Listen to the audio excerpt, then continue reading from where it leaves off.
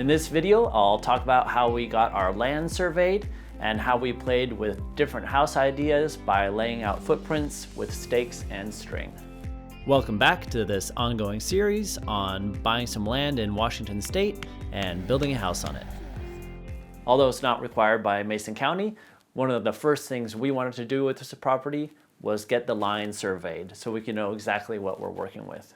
This was in large part due to our experience with the first piece of property that we actually put an offer on, where a neighboring house was probably going over the property line. The previous owners had cleared most of the trees off of this property, so we were pretty sure we knew where the lines were, but it's nice to be certain.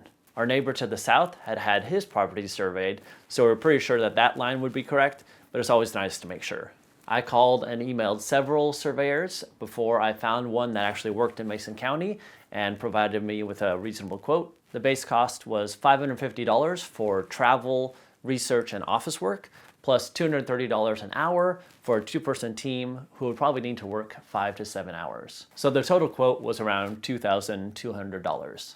Another surveyor I had contacted quoted $3,200 just to mark the corners, and it would have been $3,800 to mark some in-between points as well. So it really pays to call around and get a few different quotes. My mom and I went out to see the survey in progress, and it was really fun to get a glimpse of how all that works. They told me they first had to find a registered survey marker nearby so that they could reference all the points they make on our land to that one. They then used lasers and reflectors to mark our property lines with survey markers and wooden stakes. You can see they use pink ribbon to make them easier to find.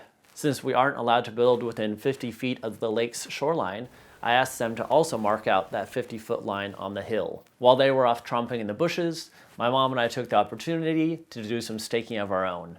We've been playing with the idea of a triple A-frame house design and wanted to see what that footprint would look like on the land. I highly recommend doing this. Distances on paper, of course, are much different than distances in real life on the land that you want to build on. With a 100-foot measuring tape, a hammer, some stakes, and some string, we laid out that footprint and saw that it was actually quite sprawling.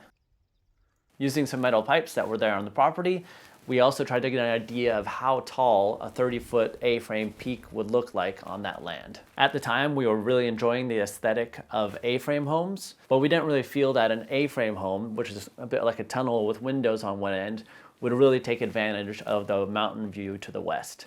And so that's why we came up with the idea of having the 3 A-frames together to maximize windows with the mountain view.